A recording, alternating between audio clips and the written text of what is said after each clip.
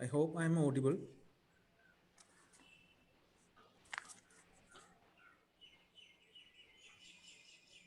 Hello, am I audible?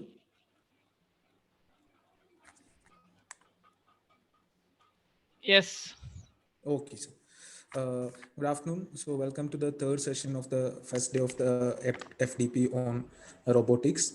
So, now we have Dr. Regu CV with us. He's an assistant professor in the Department of Electrical and Electronics Engineering at NIT Calicut.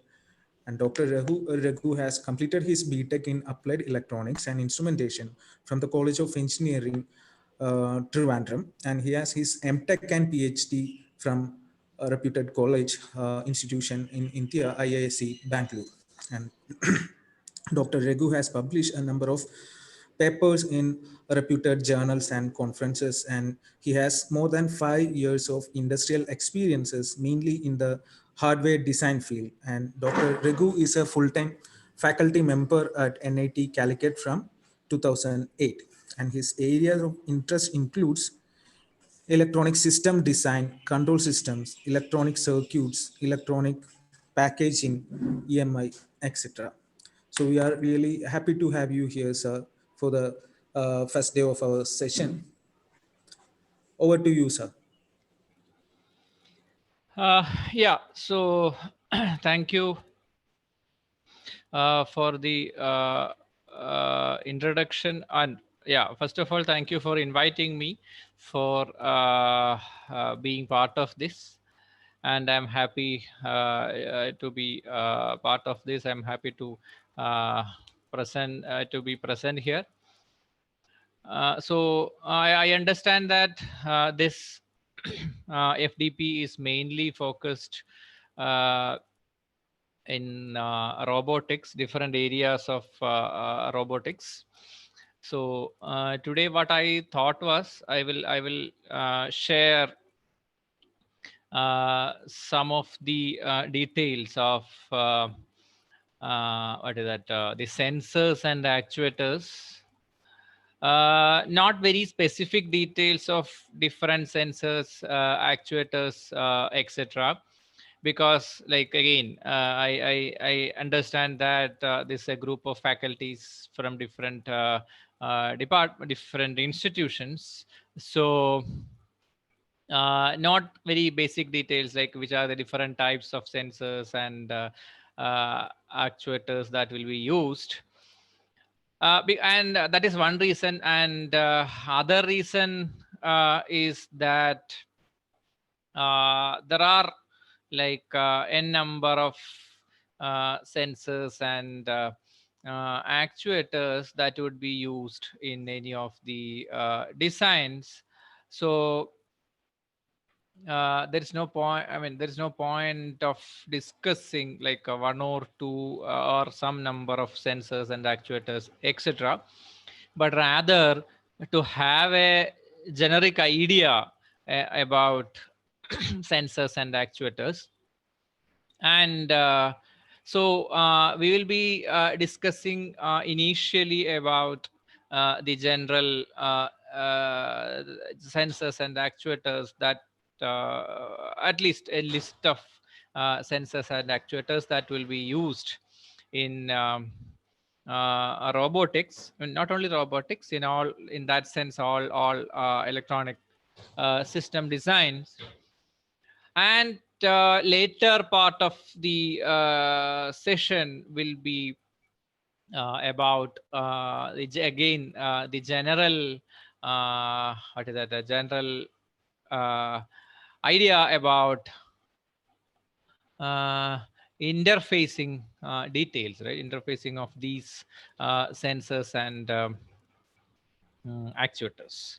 Okay, so with your permission, I am actually switching off my video.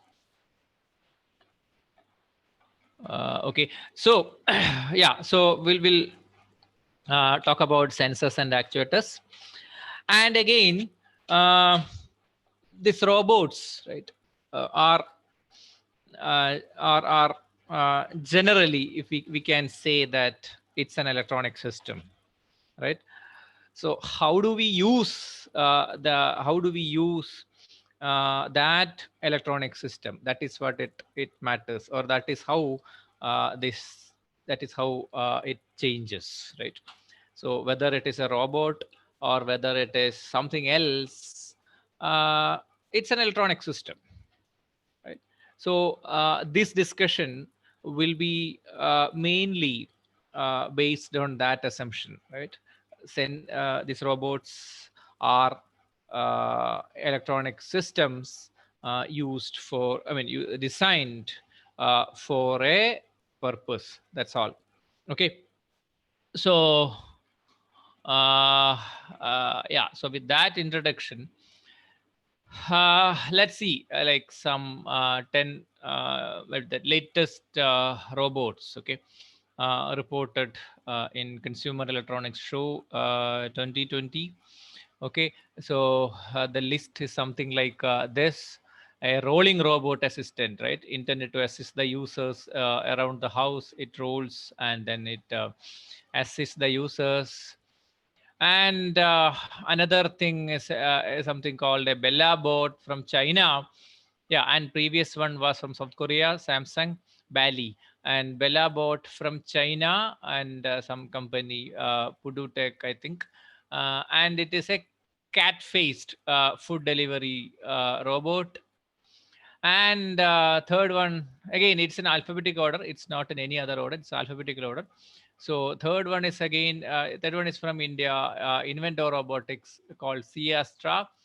It's a smart lidar robot that helps screening patients as well as disinfecting areas. I think this is designed specifically in the pandemic situation. Okay. Again, another one called Jivaga, again from India, Parallel Workshop, and it's a remote control rover that works as a virtual healthcare worker, which is capable of doing activities like the temperature measurement, body temperature measurement, pressure, ECG, those type of things. Okay. And again, another robot from China, some elephant robotics called Mars Cat, some bionic intelligent home robot that aims to like comfort and surprise the user, right? Some, what is that? Maybe a replacement for a real cat. And another one from South Korea, Samsung, called Neon. It's a virtual being that looks like human being, okay, but behaves like a real human being. Again, we will not go to details of all these things, but generally the information available. Okay, so and then a what is that? A quadrotor from China, like high performance drone, right? That is suitable for highly dynamic aerial photography, controllable thing. And then something called Surena 4 from University of Tehran, Iran, and the robot shows like several human-like capabilities, right? Such as grasping a water bottle, writing its name on a whiteboard, mimicking a human pose, etc. Okay. And the ninth one is from US, Stretch RE1. I hope that is the name. That is how we pronounce it. And again, it's an assistant. Okay, for maybe elderly or patients, etc. Okay, so it has a telescopic arm to help people in homes, right, as well as workplaces. I think you can see the picture which shows like it's what is that? It's distributing, or it's giving some tea or something to the person.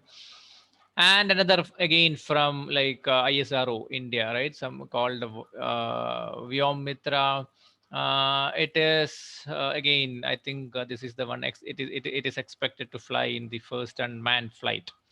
Okay, so as part of its first human space flight program, right? So basically, why I wanted to put all these things, right? Because like there are different varieties of robots, different types of robots for different purposes, and to achieve all these things, right, and achieve all these functionalities, right?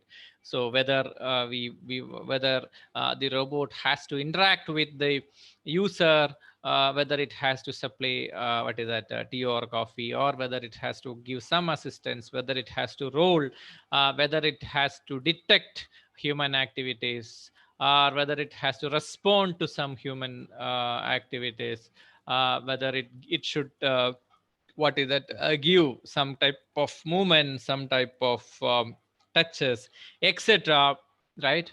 The basic thing that the robot has to do is to interact with its environment, right? It has to interact with the environment in which it is working, right? So, and that is where, right, that interaction, and that is where the thing, that is where the what is that, sensors and actuators come into picture. Okay, so that is what basically our topic is, basically the sensors and actuators that are being used in the design of robots. Okay, and why we need that, because like the robots need to interact with the environment in which it is working, and it is very similar to the human senses, right? And human beings, we have sensors. We have sensors, at least five senses, five basic senses, and what is that, different actuators, right? And these five senses, we have maybe different parts of the body. So a lot of sensors, okay, are attached, and yeah, different actuators are there. So that is how we as human being interact with the environment, right? And when we design a robot, right, that is what we as a designer want to achieve. That means our robot need to interact with the environment, it has to respond to the environment, etc. And that is where the what is that, the story of sensors and actuators come into picture. And for example, if you want to see some of the examples of different sensors, okay, different sensors used, okay, on a robot, we have like a different sensors and actuators, which is called the tactile sensors, and we have microphones, cameras, um, other like IR emitters, so many are there. Okay, sonar is another sensors used, and maybe pressure sensors. So many are there, so many different types of sensors according to the functionality. uh, Microphones, right, are used.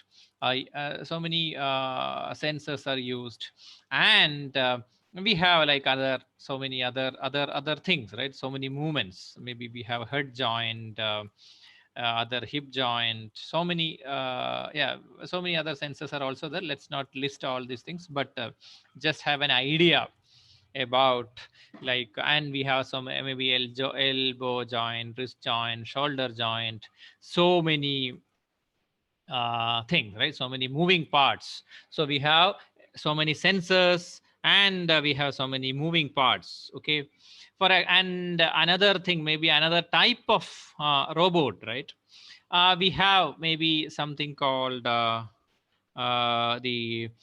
we have pressure sensors and all other normal sensors like humidity, temperature, maybe other angle, current sensor, magnetic sensor, other some other things are, right, gear tooth. And then we have maybe the moving parts are there, right? Moving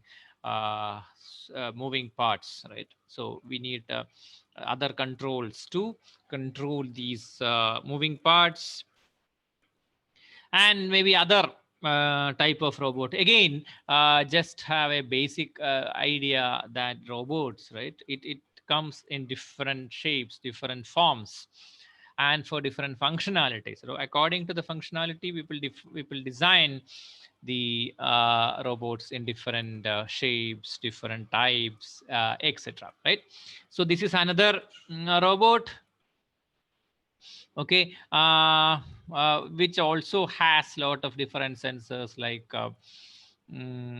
what is that, we have a camera, then we have what is that, yeah, so we have camera, other things, like what are they, what we have, like, yeah, some laser scanner to detect something there in the front, we have another laser scanner in the back, computer screen, like control unit, and there can be yeah, we have the camera, and then we have other moving parts. Okay, so other moving parts which help, what is that, grip with tactile sensors, tactile fingers, etc., right? I think this is, I mean, maybe this robot is used maybe to hold something, or like something like that, and we have like motor wheels for the movements, right?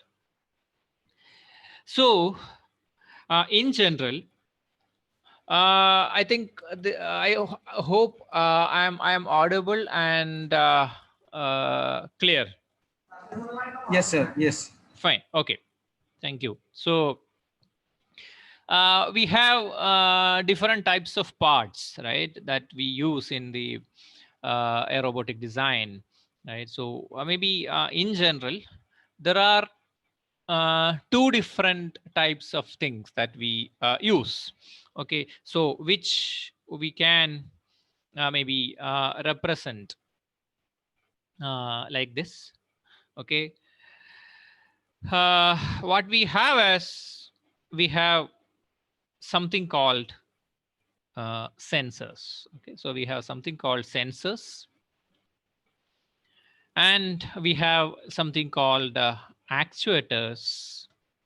Okay, and from the figure, it is clear that these sensors and actuators are the parts which communicate, okay, which interact with the environment, with the external world, right? So we have an interaction to the external world through the sensors and actuators. Okay, and the sensors are the things which takes data from the external world. Okay, so sensors takes the data from the external world, and we know, right, the the or I mean the external world always talk about or always deals with physical data. Okay, so the robot, right, the robot should be able to detect, should be able to detect, should be able to talk to these physical world, right, the with the physical signals. Okay, let's call physical signals, right? So we have uh, the physical signals, but again, we know as an electrical engineer that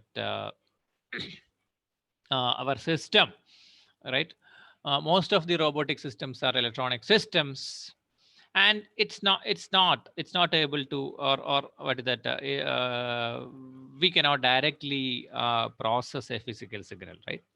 So what generally we have is a conversion, right? A conversion from the physical world to the electrical world. Okay, so we have, this is the electrical world, and this is your physical world. Okay, so this is the physical world. So sensors are normally these converters. Okay, so physical signal to the electrical signals. Okay, and the on the other hand, what we have is our system. Okay, the electronic system generates so many electrical signals, which it wants to send to the external world. Okay, so the system wants to send the signal to the external world, and this generates the electrical signal, and we need to have a physical, or we need to have physical interaction, physical signal interaction with the external world, and that conversion is done by the actuators. Okay, and all other operations, right, it is that based on this electrical signal, the processing element along with the memory, right? So memory stores all the data, all the what is that, the code, logic, etc. So by looking into the electrical signal coming from the sensor, right, the decision making process is done by the processing element. I mean, whatever be the logic, whatever be the decision it has to make, that is a different story. We will not talk about that. So what it has to do with the signals coming from the sensors, that is a different story. That is according to the functionality, etc. So that is done by the processing element. And after that, after decision making, okay, after decision making, it sends, or it wants to again talk to the external world, right? It again wants to send some signal, send something, or say something to the external world, or it has to act on the environment, right? It wants to act on the external world, and that signal is also generated as electrical signal, and then the actuators convert that electrical signal to the as the physical signal, right? So this is basically the path.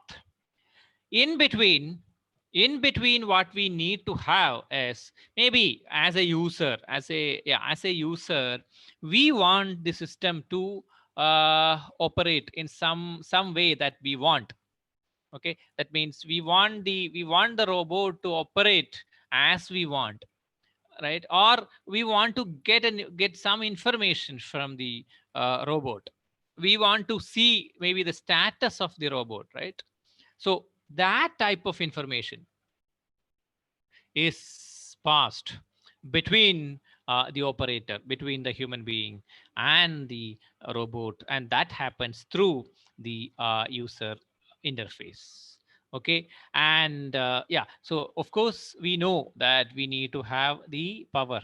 We need to have a power source which provides power to all these things. Okay, to provide power to all these different modules, we need to have power, and power block will have maybe different sources, different converters, etc. But basic idea is to provide a constant power, or whatever, right? The required power to all the parts, and that is what basically the power does. Okay, so the power block does. So this is what basically any system, any robotic system, whatever be the complexity, okay, whatever be the operation, whatever be the what is the functionality, right? Whatever be the complexity of the design of the system that we design, this is what happens in any system. We will have a processing element used for the decision making, that is the brain of the system. Okay, we'll have a processing element, and that processing element can be anything according to the functionalities that we want to implement, right? According to the complexity of the functionalities that we want to implement, that processing element can be maybe simple microcontroller, maybe a microprocessor. It could be an SoC, right? Maybe a system on chip.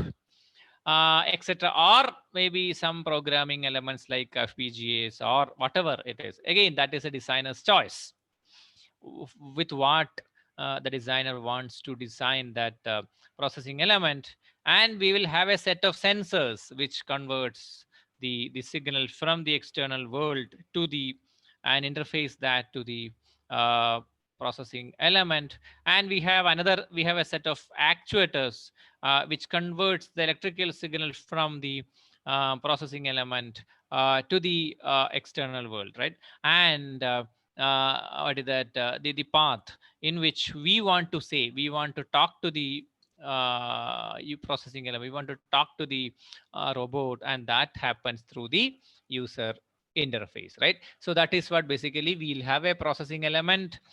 We have set of sensors, we have set of actuators, we have the user interface, okay, and we have memory, right, which is used to store the algorithm, basically the decision, right, the what decision that we, how should we take the decision, what is the logic based on we want to take the decision, etc., right? So and we will have power supply to supply the power required by different parts of the system. Okay, now this is a typical block diagram. Okay, this is a typical block diagram all of us are aware of, right? So this is the typical block diagram of a control system. Okay, a feedback control mechanism in which, okay, we know, right, in which we know the reference, right? So the reference is the thing that what is that, what the process, what the robot wants or needs to do, right? That is what basically the reference, right? It needs to move, it needs to travel, it needs to whatever it needs to did. So those type of things, right? So reference. And we have the output, what it does, okay, the output what it does. And we have a controller, okay, so we have a controller, and the controller is the decision making, okay, in this case the decision making. And maybe we will have a set of like drivers and actuators, okay, as a plan. That means the controller sends the signal to the driver and actuators for the operations that it needs to do in the way in which it wants, right, in a controllable fashion.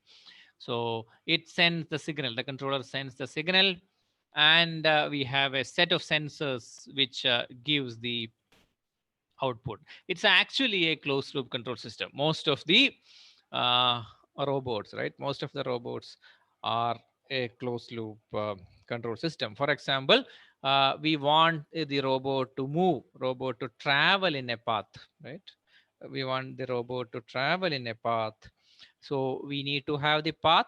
So that is a reference, okay. And the output is the current position, maybe the current moving profile of the robot, okay.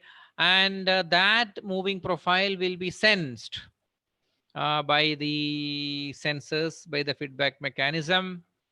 And that maybe yeah, in the different, let's say maybe in a typical what is that control system log diagram, it gives the error, right? So it gives the error to the controller. Here also that is what basically happening, right? So the robot is moving in a predefined path, or we want the robot to move in a predefined path. And that is a reference, and the current path is taken through the feedback path, which are nothing but sensors, right? Maybe the position sensor, etc., or the speed sensor. We want the robot to move in a constant speed. So maybe the reference is the speed at which we want the robot to move, and the current speed will be sensed by the sensors. And then the controller decides what to do, whether we want to increase the speed, decrease the speed, or how should we increase the speed, decrease the speed, etc.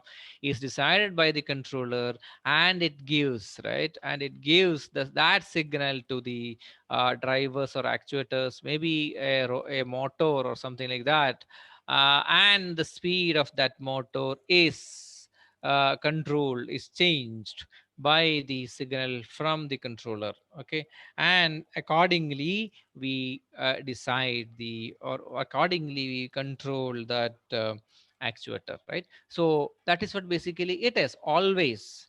So as a designer we should be able to view, okay, we should be able to view a system, we should be able to view the electronic system that we are designing in this fashion.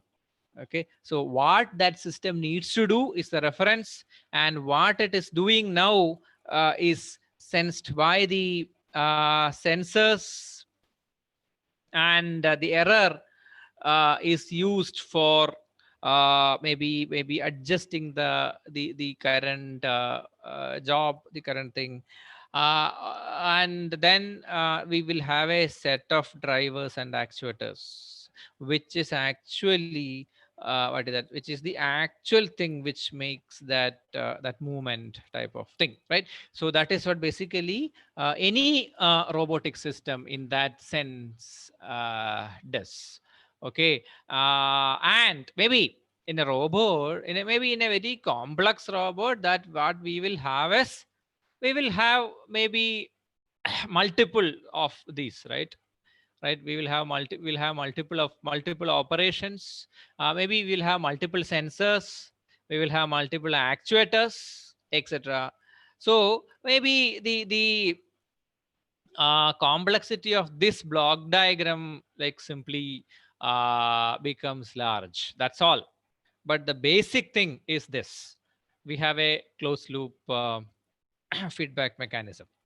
Okay, maybe in some cases what is that, there can be some open loop systems also. That means it doesn't need to what is that, control anything.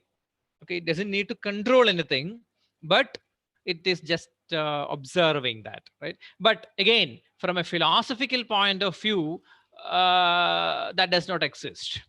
Okay, for example, maybe let's say that a robot, okay, a robot which monitors something, okay, which monitors maybe what is that, maybe something that monitors some night vision thing. Okay, or some robot which goes inside maybe a pipe or something like that.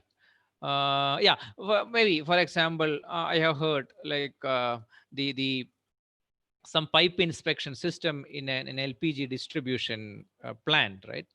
So basically, what people try to do is to design a robot to check that maybe the holes, maybe the cracks on the pipe, right? So maybe what I heard is some system, some robots which can roll inside that pipe and detect the crack, right? Maybe from that robotic point of view, it is simply detecting that. So maybe it will have a camera, and then maybe processing that in the processing element. Camera is a sensor, right? So camera is a sensor, and it takes that signal, the processing element process that, and then gives out through the interface some what is that, image, or some output says that okay, there is a crack. So as far as the robot is concerned, that's all. It's an open loop system, but philosophically that is not. So through the user, right, through the what is that, through the human being who maybe is who wants to monitor that pipe, right? So if that person finds that there is a crack, then we take action to what is that, correct that. So, and if there is no crack, then we will not do anything. So that is also is actually a feedback a closed loop control system, right? Basically, the thing is that loop is getting closed. That loop is getting closed only through the user, through the human being. That's all. So most so these are, and so that is what basically a robot is, an electronic system. It's a closed loop control mechanism, right? And we know, and we are told that sensors are the devices that can sense and measure physical properties of the environment, right? So we know the definition, and there is always there is a confusing statement, confusing comparison between transducer and sensors, right? So sensor is actually a transducer, right? Transducers are the devices which convert some form of energy into another form of energy. So that is basically transducer. And sensors are also, say, all sensors are also like that. Sensor converts the physical quantity, right, a physical quantity through some energy measurement, okay, and gives out uh, another form of energy. Maybe in general, we can say that it converts the physical quantity to electrical energy, right? The sensors. So it does that. So that is what basically the difference between transducers and sensors. And when we talk about the robot, okay, in the context of robotic design, maybe we have maybe three different types means three different what is that, differentiations are possible in for the robotic design, right? Maybe the first one is the what is that, the proprioceptive and exteroceptive sensors.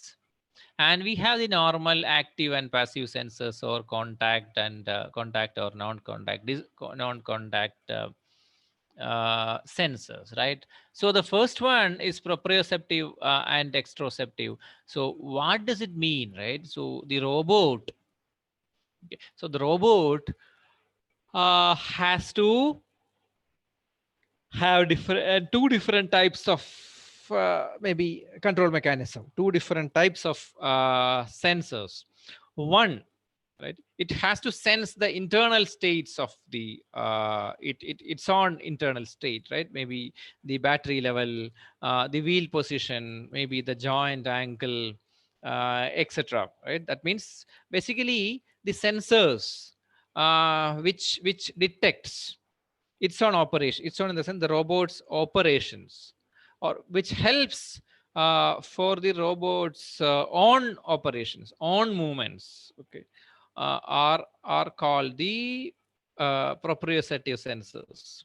And the exteroceptive, so some battery level, etc. So exteroceptive sensors are the sensors used for what is that, sensing the external environment. For example, it has to detect something is there, maybe proximity sensor, touch sensor, other force sensor, etc. That means it has to interact with the what is that, the environment, right? So that is what basically the exteroceptive septive exteroceptive sensors, okay.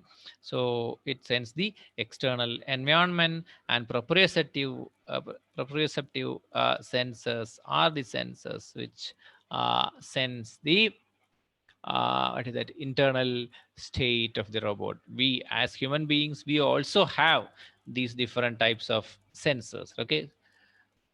And yeah, of course, we know the difference between active and passive sensors, right? Active sensors emit energy to environment and then measure, then detect whatever it wants to detect. For example, the radar, okay, it sends the signal and then detect it back. The reflected waves are reflected, the reflected waves are are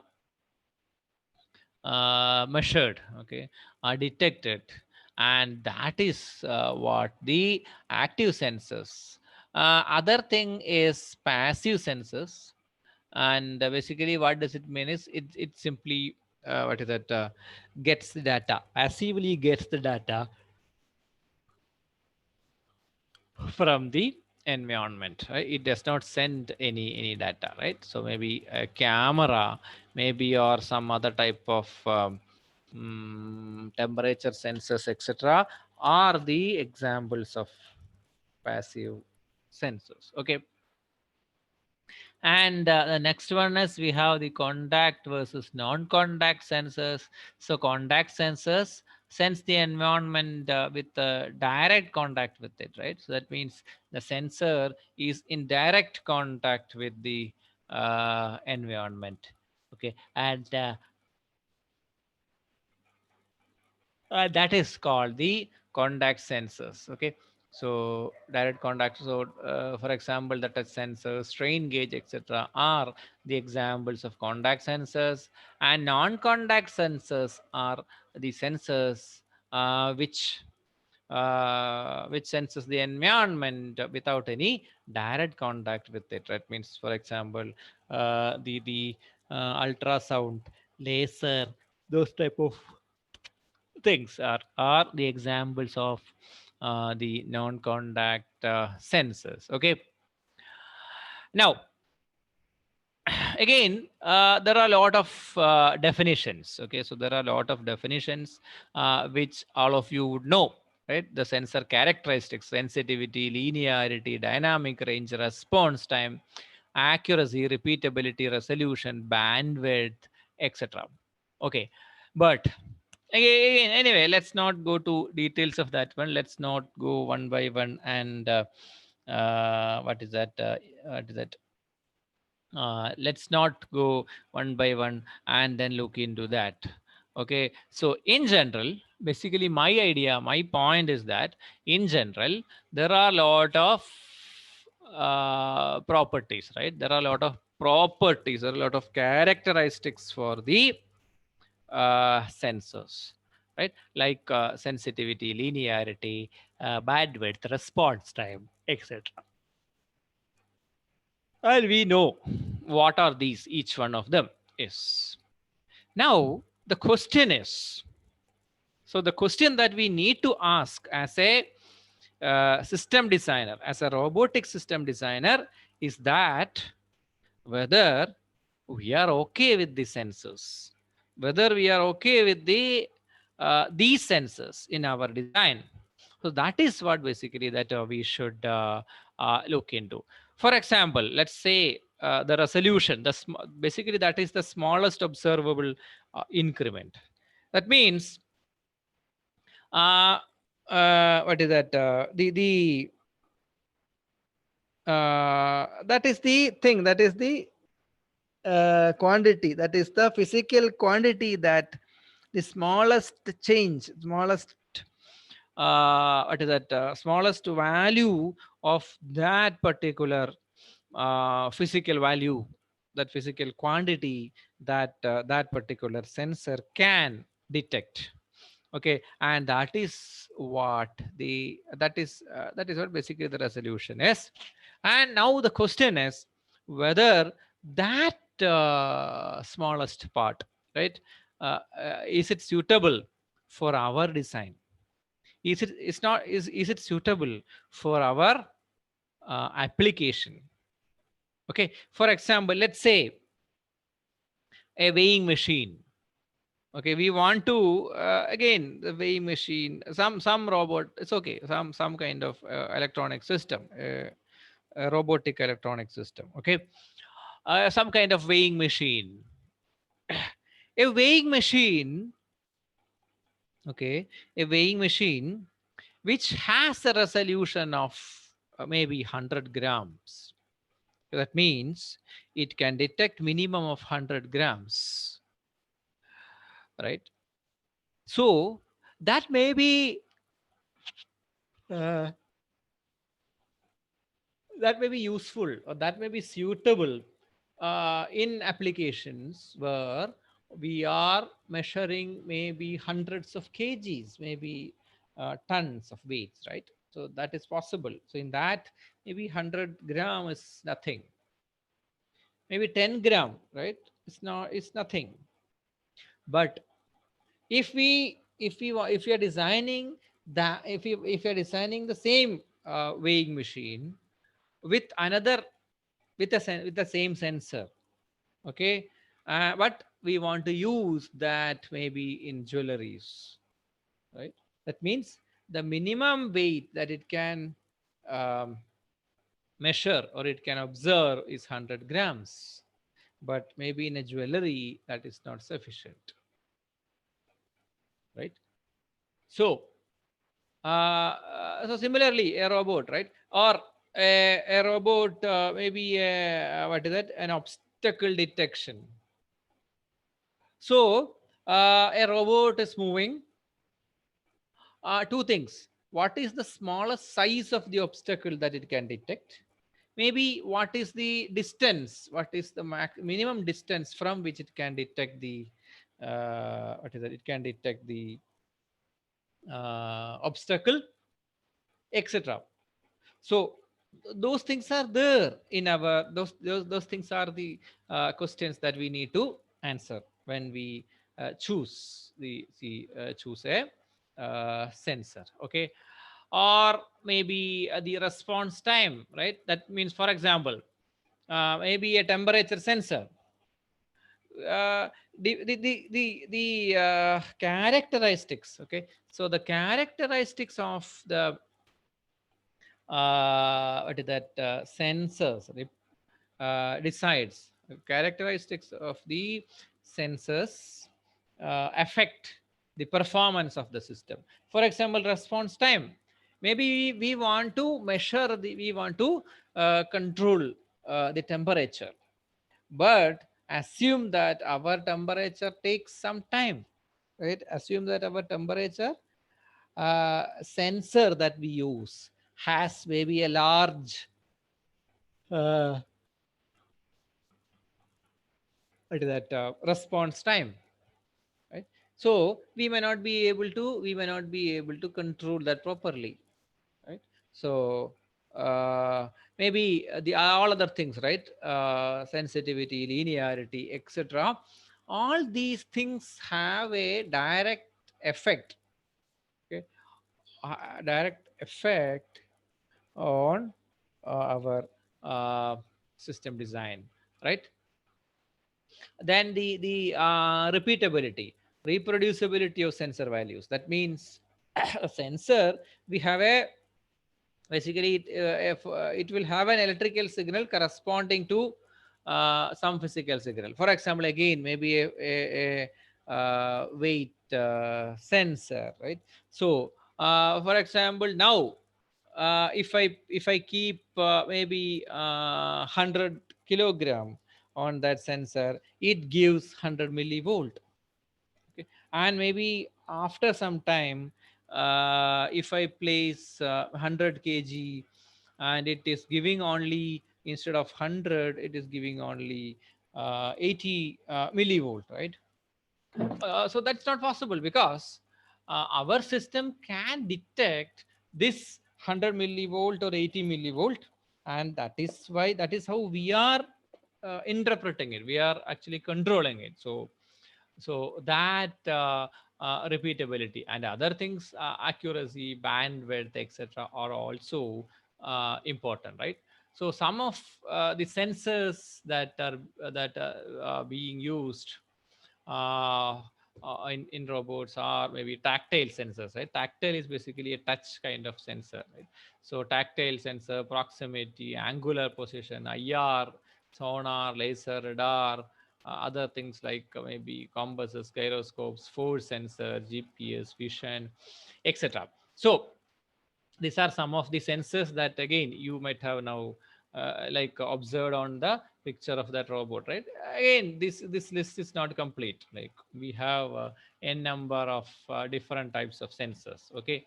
So that's what, so that's all, that is the that's about the sensors.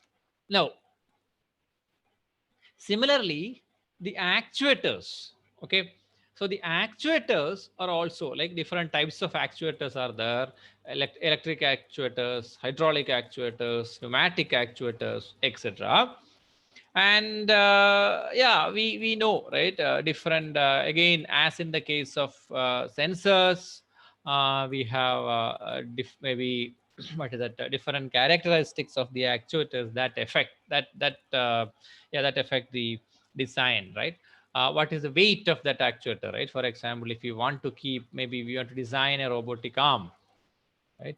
And we want to choose we want to keep what is that, maybe a motor, right, at the knee position. uh, then what is the weight of that motor, what is the weight of the arm, all those things matter, right? Power to weight ratio. Yeah, so what is the power that particular sensor, that particular motor, right, that particular actuator can handle, and what is the total size of it.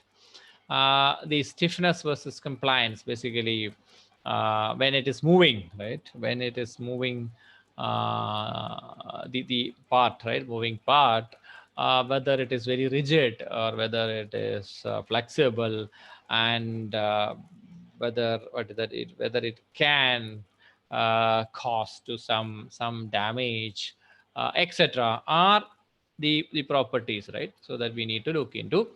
And maybe while selecting the actuator, right, again, we'll not go to one by one, but these are some of the details that we look into. And we, as we know, as we discussed in the case of sensors, like we have what is that, we have these properties, right? These properties have effect on the actuator selection, on the robotic performance, right? For example, motion profile control. That means we want the motor, we want the uh, robot, okay, we want the robot to move, to carry something or to hold something, right? The some fingers to hold something. So how we can control, how precisely we can control, what is the, how we can control the movement profile, the motion profile. So all those things matters, right? And again, other things like cleanliness and safety, and ambient noise, whether it creates some noise, right? For example, a selection between maybe the electric actuators and pneumatic or hydraulic actuators, right? The size, then the noise it makes, etc., um, etc., matters, right? We have energy efficiency. We need to think about all these things, right? If we can give the so how much the robot, the how much that particular actuator can move, how much it can carry, etc., for a given power, for a yeah, right? So, and how much size, what is the size of that actuator, and how easy to integrate, how easy to integrate that with other what is that applications, right, etc., is the question that we need to ask when we choose. Yeah, of course, the cost we need, where that we, when we use, when we plan to use those what is that actuators in our design, right? For example, we say that our robot has this electronic system, right? And we want to use some kind of actuators, and how easy to interface that actuator to the electronic system of our robot, right? So those type of questions that we need to ask, and that is how we should that is how we should what is that that is how we should choose the sensors and actuators. Okay, so that is the some general discussion about sensors and actuators. If you want to add something, if you want to discuss something, maybe we can have a small. discussion.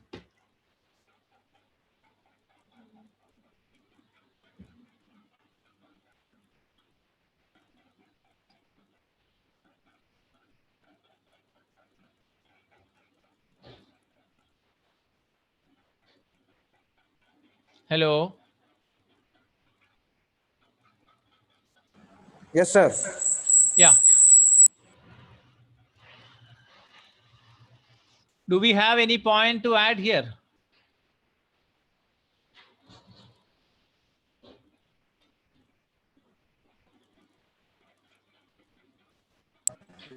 As of now, no questions or doubts in the chat box.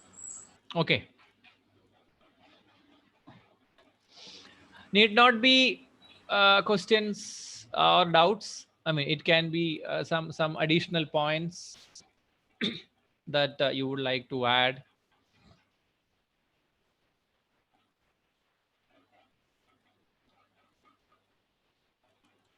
Okay, so let's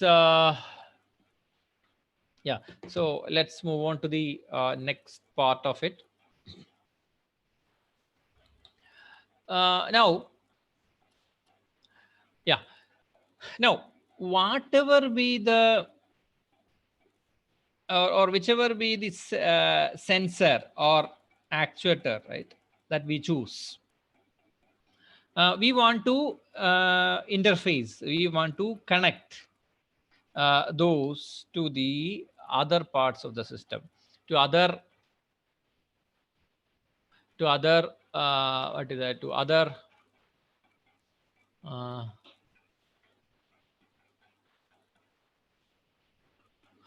part of the system.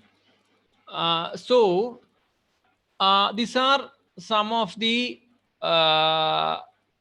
some interfacing concepts, okay, that we'll be discussing. I mean, these are very generic points that we use in any electronic design. It's not too specific about sensors and actuators. So, but it's very much useful in the case of sensors, in the case of design of robotic system using maybe different sensors and actuators. Okay. Now, the some of the general aspects of interfacing we need to look into are the type of interface, like whether our interface is analog or digital, and what are the impedances, okay, and voltage and current levels involved, and the other two other things like the timing parameters, protocols, etc.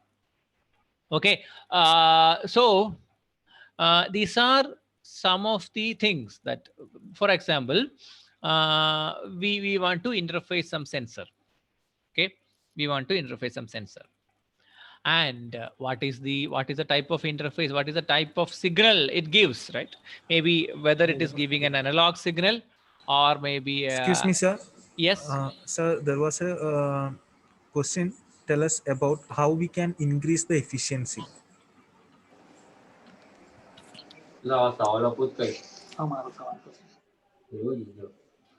How we can increase the efficiency?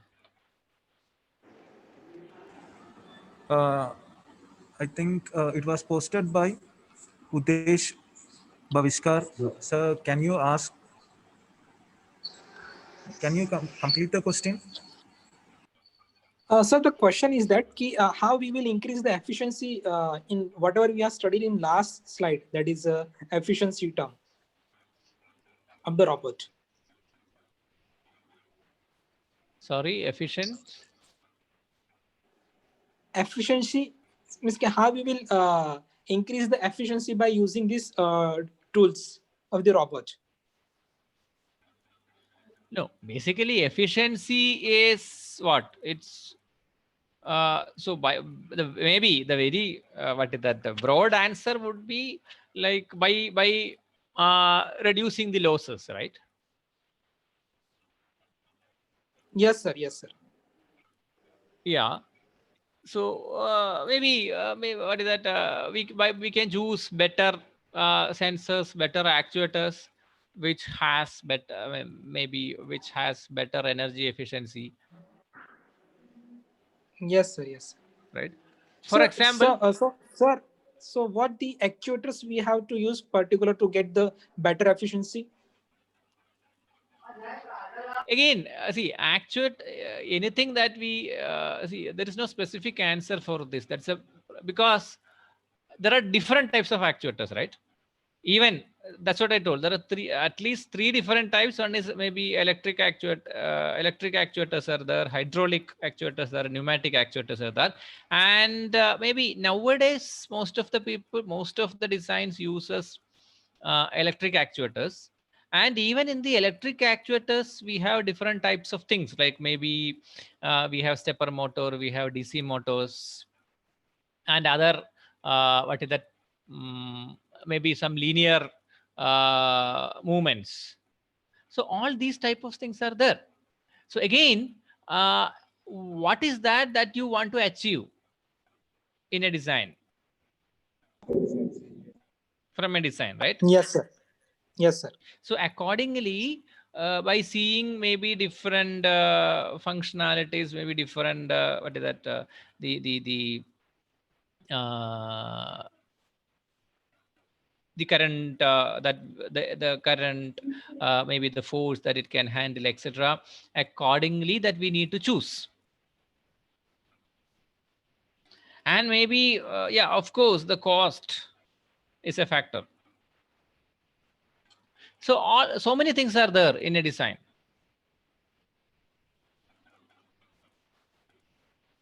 Yes, sir. Right? Got the I mean, point. I know that it's a very broad answer, but actually the design what is that, design aspect is like that. Is that okay? Yes, sir. Yes, sir. I got the Fine. point that we have to choose the parameters like actuator or other parameters that will give the higher efficiency. So Yeah, that is that a is, broad topic. I think means yes. in every topic we have the broad answer. So Yeah, I that's got it. the point, sir. Yeah, fine. Okay, sir. Thank you. Okay. Okay, so yeah, so let's come back here. So some general aspects of interfacing. So for what was that? We want to interface maybe a sensor, right? So whether that sensor gives an analog output or digital output, our system, right? Maybe a microcontroller, whatever it is, that maybe our processing element, right? Whether what type of interface it support, right? So that aspect that we should look into. And impedances, okay? Impedances, we'll see how we should see that impedances, etc. And voltage and current levels involved, etc. We need to see. For example, the impedances, okay? The impedance concept, right? It's a very basic concept that we normally say. Okay. Just a minute. I'll make.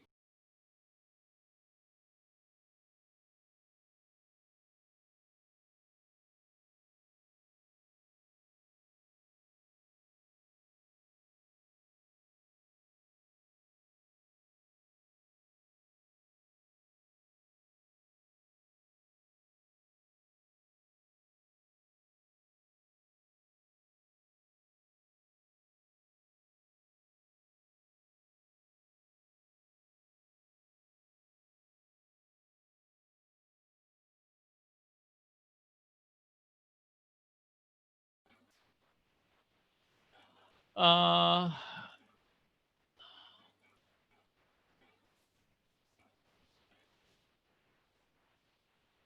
yeah. Basically, I had muted my mic. So yeah, impedance, right? So impedance, we normally say that the input impedance should be very high and output impedance should be very small, right? So why is it like that? Again, that depends on the signal that we deal with, right? That means that depends. For example, a sensor. right? A sensor which gives a voltage signal, right? Maybe a temperature sensor, temperature sensor which gives out a voltage corresponding to a temperature, right? So it gives out a voltage. So any device, okay, any device uh, which gives out a voltage can be represented like this, right? Can be represented using this Thevenin equivalent circuit, and assume that so basically this is the sensor and this is the maybe our processing element. Okay, now we know, right? So Vi is the voltage that comes to the processing element. So we know Vi is Vs into Ri by Rs plus Ri, right? And what we want is what is that? The voltage of the sensor, the complete voltage of the sensor we want at the input, at the microcontroller input, right?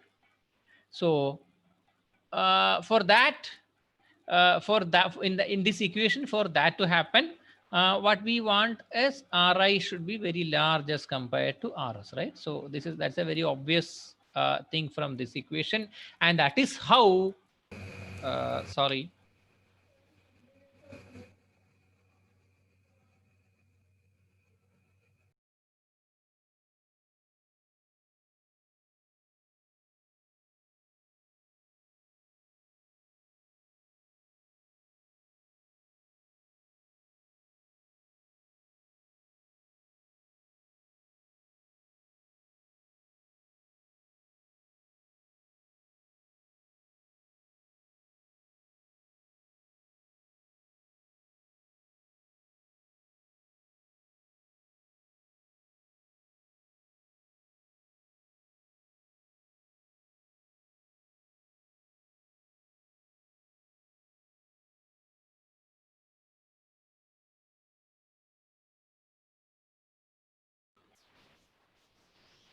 Yeah, so so that is why we normally say that input impedance Ri should be very large, and output impedance, right? In the case of, maybe let's say in the case of actuators, right, which is controlled using a voltage signal.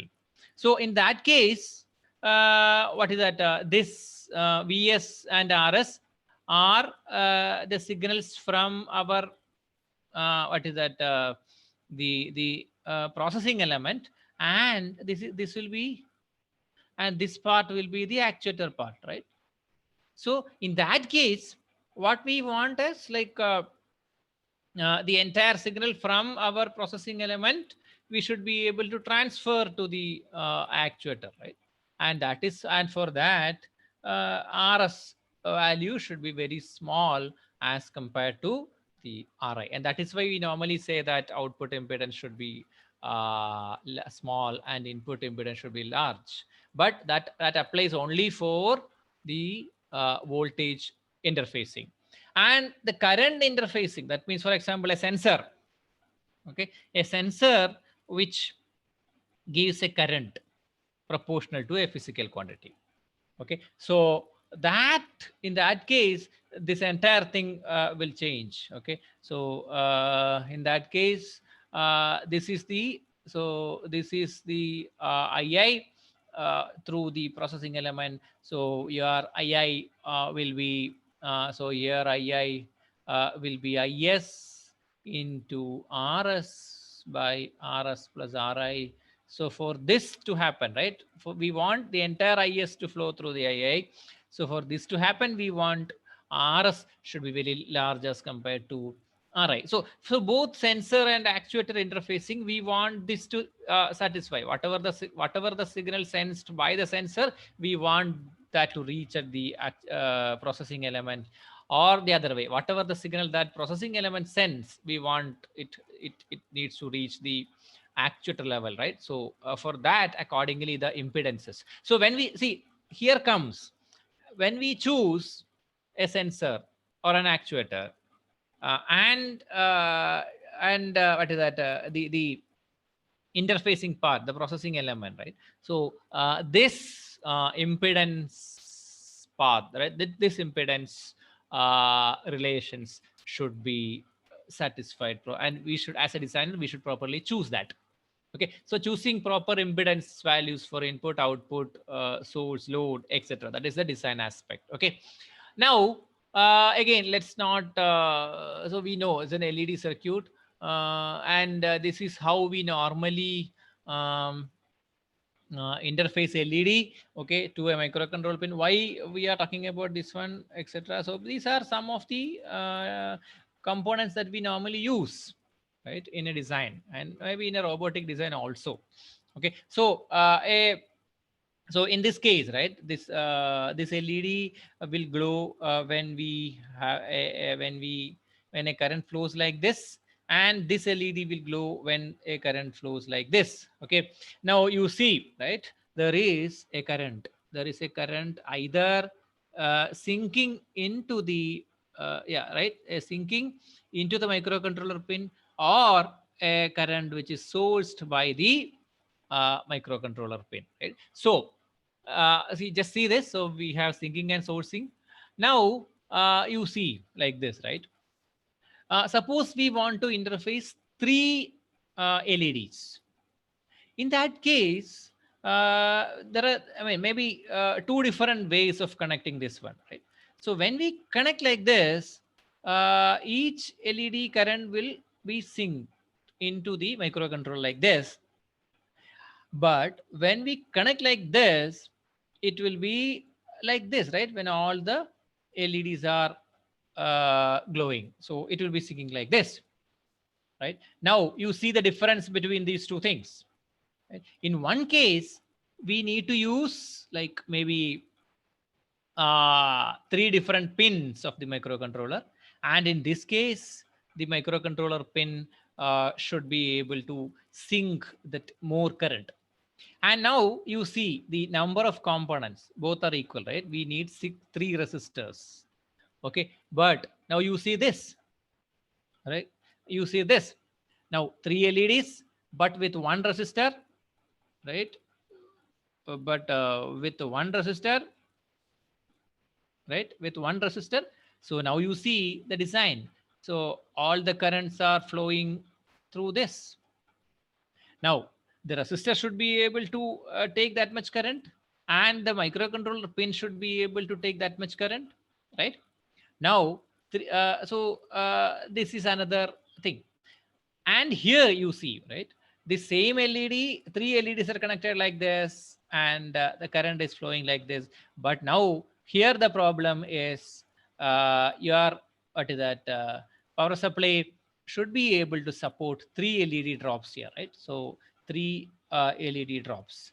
Now there are different design aspects, right? So what are they? The voltage, current, and power requirements, right? For example, the what is the voltage, the VCC that we should be able to support, and what is the current that it can sink, or what is the current, what is the power rating of this resistor, etc. So voltage, current, and power requirement of the system, and total number of components used, right? For example, in some cases we need to use three resistors, some cases we need to use only one resistor. But when we use one resistor, the what is that, the current carrying capacity of that resistor should be more, right? Etc. That those things are there.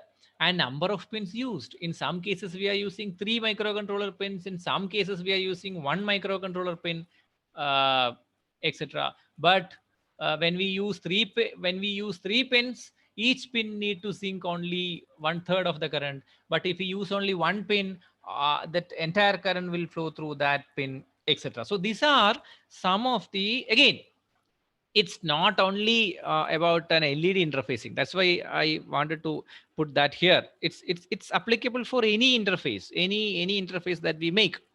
Okay, so so the total number of so these are some of the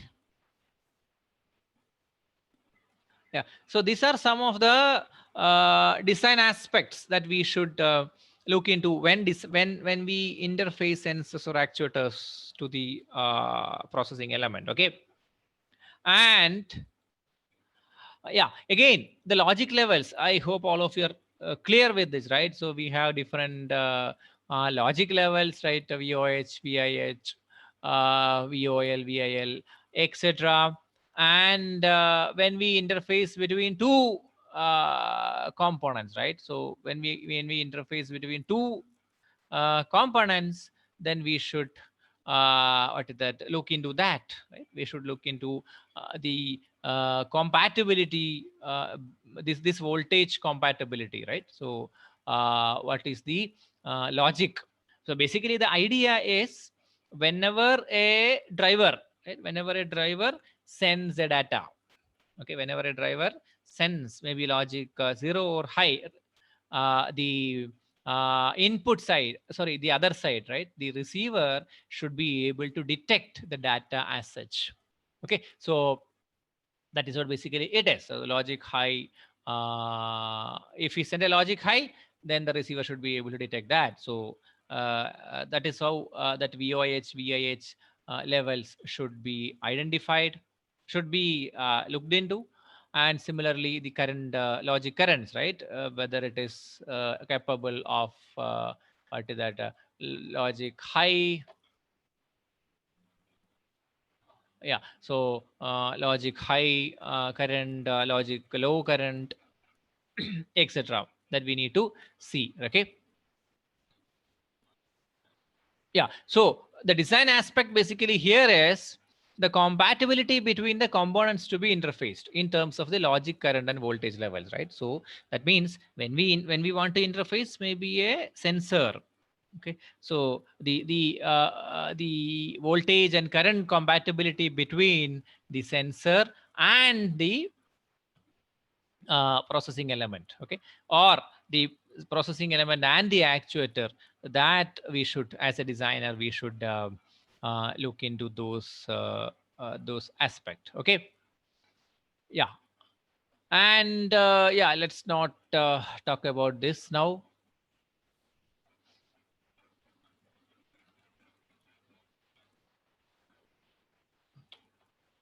Okay, let's not talk any of these things. So we have different types of interfacing, like a what is that, high impedance state, open drain, etc. Okay, now another thing, the last point, right? Maybe what is the protocol and timing aspects. Okay, that means what is a protocol, right? Protocol is basically is a common language that the processing element and the sensors and actuators can talk to each other. For example, we want to interface maybe a camera. Okay, so the camera should be able, camera what is that, should be able to send the image that it takes to the processing element. So there should be a common language. Okay, so a common language that they should talk, they should be able to talk to each other.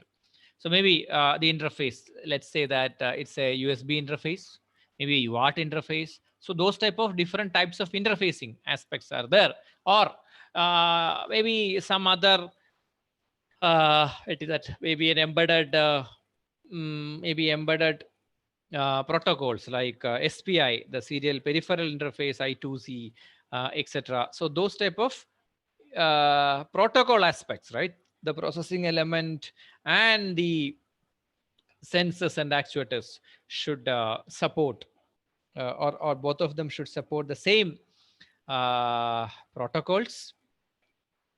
Uh, and maybe timing, right? So uh, timing means what is that? I hope you know about whether it is a synchronous or asynchronous interfacing, right? Synchronous interfacing means the clock, with a clock. So if maybe a sensor or an actuator has a synchronous interfacing, then the setup time, hold time, etc. Right, should be satisfied. We should be at that looking into, right, the compatibility between the timing, the setup time, hold time of this processing element, the of that interface, right? Excuse me, sir. Yes. Sorry to interrupt. So we have 10 more minutes, and I think Yeah, yes. we'll stop here another 2-3 minutes. Okay, okay, sir. Okay, sir. Then Yeah. we'll have some short QA session. Yeah, fine. Okay. Okay, sir. Thank So uh yeah, so we have this what is that yeah, so this timing, right? So we know what happens if we don't support this if the setup and hold time are not satisfied, we know what can happen.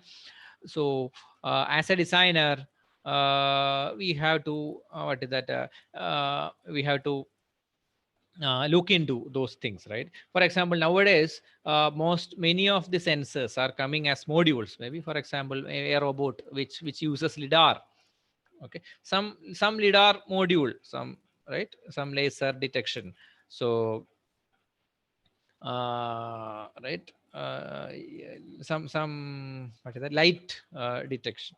So we what is that, yeah, it will come, it will mostly, it comes as a module. And the what is that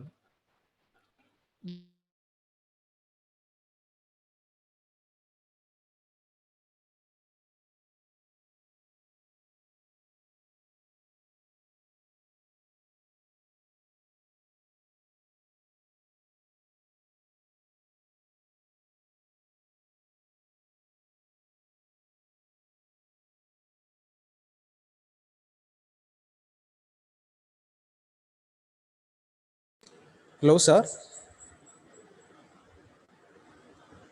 Sir.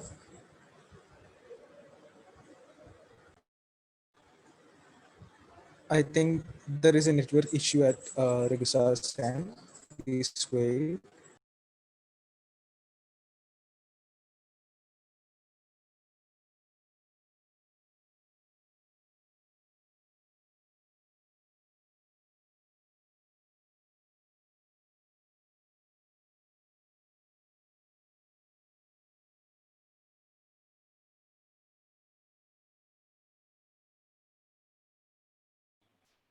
yeah, hello. Yes, sir. You are audible. Fine, okay. uh,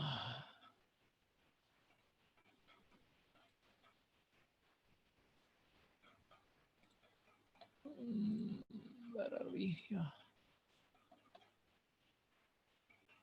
Yeah, okay, sign, yeah, so maybe fine. So sorry for the um interrupt. So there was a power failure. Yeah, so what we are discussing is about the protocol and timing, right? Aspects that we need to look into while interfacing between different things, right? Basically, what I wanted to say is that nowadays many sensors are coming as modules, different modules. So the processing element, sensors and actuators, right? So the processing element should be able to properly interface between these modules by using the protocols it supports, right? So that protocol and the timing aspect of these modules, we should be able to what is that satisfy. Okay, so that is what I just wanted to say. And yeah, so thank you, and that's all from my side. Yeah, and if you have anything to add, we can discuss that. I mean, I know that it's a very what is that broad way of presenting this one. Maybe different aspects of what is that, sensors and actuators, and how what are the different things that we need to consider when we interface. Okay, so we need to have a very detailed discussion on this, but still maybe let's see what we can do. Yeah, if you have anything to discuss.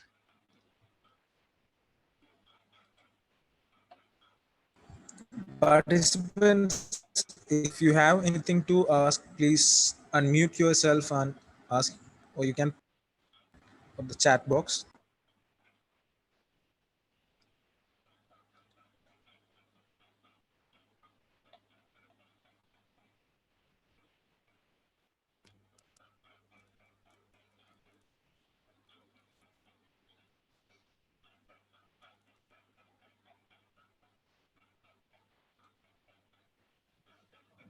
I think there is no queries, sir. No questions in the chat box.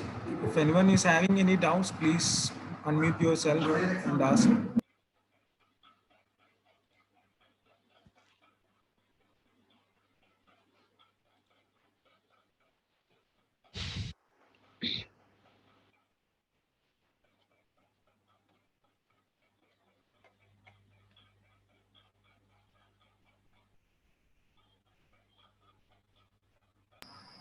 I hope there is no doubt, sir. So thank you for accepting our Okay, fine. request and presenting this session. It was a nice session. Thank you for sharing your knowledge, sir. It was really great having you in our FDP. Thank you. Thanks a lot, sir. Yeah, thank you. And yeah, thank you for invite. Okay, so they are asking for the PPTs. Yeah, that's okay. I can send you that. Okay, sir. Yeah, fine. Okay. So thank you for inviting me, and thank you for listening to me. Right. So Yes, sir. thank you. And yeah, as I told, like this is not complete. This is just a very broad perspective of these things, and we need to develop on all these points. Okay. So yeah, it's very broad aspect of Yes, yes. different things, right, which we can do in at this maybe available time. Okay, sir. Anyway, thank you. Thanks again. Yeah, thank you. Okay, sir. So shall I leave? Yes, yes. Yeah, fine. Okay, thank you. Okay, thanks. So, so that's all for today's session, and the first session tomorrow will begin at 9:30 a.m. itself. Please log in at least 5 minutes before the start of the session. Thank you. Thank you.